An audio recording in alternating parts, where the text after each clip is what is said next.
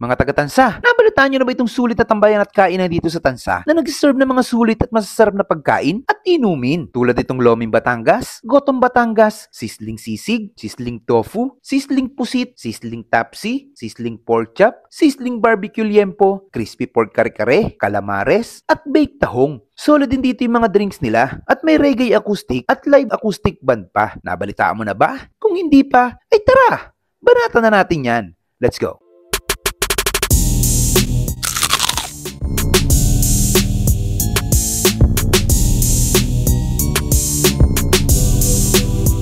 Good evening, everyone. We are the owners of Bar de Luna Dine and Chill.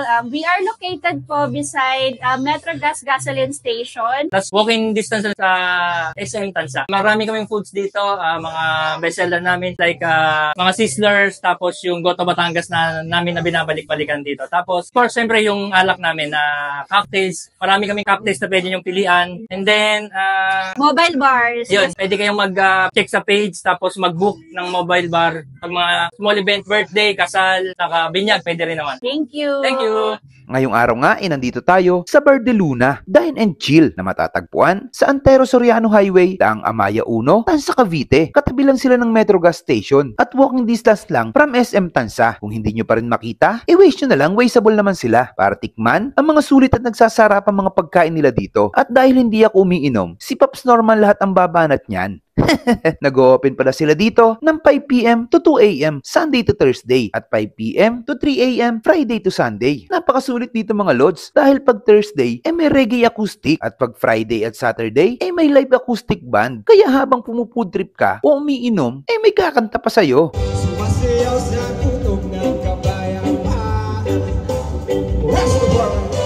Solid, di ba? Maganda pa dito, talagang maaliwalas kasi open yan. Kaya mahangin. Kung gusto nyo rin pala mag-rent ng kotse, meron din sila dito. Contact nyo lang ang ASAP Car Rental. Kanila din yan. At habang hinihintay namin yung pagkain, babanatan muna ni Pops Norman yung mga bestseller nilang alak dito. Bago ko makalimutan, meron din pala sila ditong mobile bar. Kaya yung mga gusto mag-celebrate ng wedding, binyag, birthday, o kahit anong okasyon, PM nyo lang ang FB page ng Bar de Luna. At itong Flaming Lambo, ino-offer nila to ng free for birthday shot. Solid yan, Lods. Bumaba na nga kami kasi dito ginagawa yung mga alak na titikman ni Pops. Simulan natin sa caramel beer, 125 pesos.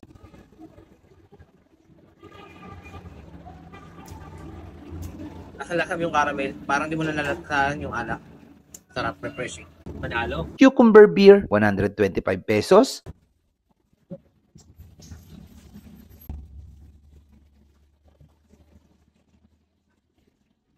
Parang kaya ko ubusin to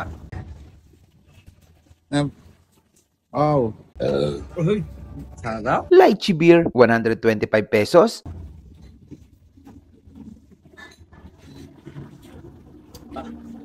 Sarap. Frozen margarita, 185 pesos. Manalo. Classic margarita, 180 pesos. Classic margarita, pero ano pa rin siya? Tequila base.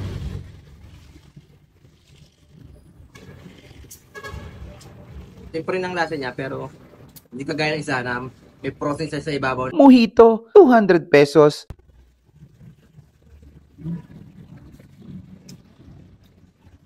Medyo matapang natin. Amaretto, 180. Amaretto sour almond liquor. Tignan natin.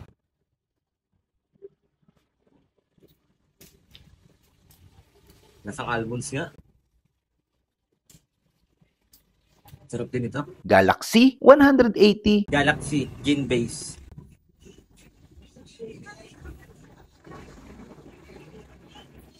Sarap. Midori, 180. Midori Sour Lemon Liquor.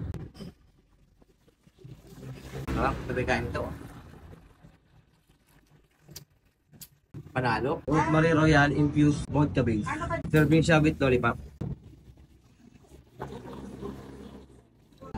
At ang pang main event, Flaming Lambo, 250 pesos. Grabe dyan ay talagang halatang senglot na si Pops. Inumin mo ba naman lahat ng 11 na klase ng alak? Nang dire-diretso, ay ewan ko na. Sakto pagkatapos namin sa baba, ready na pala yung mga pagkain. Syempre, babanatan din natin yan. Una kong binanatan dito, itong Sisling Tapsi. Masarap din pala ang Sisling Tapsi kasi parang lumalabas pa yung lasa na pag nahaluan ng gravy, panalods. Sunod natin, Crispy Pork Kare-Kare, malutong at malambot yung karne. Tapos yung sauce ng kare-kare, tamang-tama lang. At pag nilagyan mo ng alamang, dun talagang lumalabas yung masarap na lasa. Sunod kong binanatan, itong baked tahong. Sarap din yan. Sobrang daming cheese. At ito na yung kanina ko pa gustong tikman. Gotong Batangas. Ilang beses na ako nakatikim ng Gotong Batangas. Malalaman natin kung papalag ba. Sa serving, panalo. Mas madami ang laman na may iba't ibang klase ng laman loob kesa sa sabaw. Unang subo pa lang ng goto, panalong panalo na. Tamang-tama lang ang lasa. Hindi mo na kailangan ng kahit anong pampalasa kasi suwakto na lahat. Syempre, hindi natin palalampasin ang sisig. Goods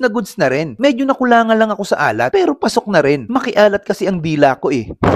Sinunod ko na rin yung sizzling barbecue liempo. Malambot yung karne at malasa. Solid yung gravy kaya panalods yan. Sunod natin yung calamares na may dip na garlic mayo. Grabe yung garlic mayo kahit ano talagang isawsaw mo bumabagay. Kaya kahit busog na busog ka na mapapaisa ka pa.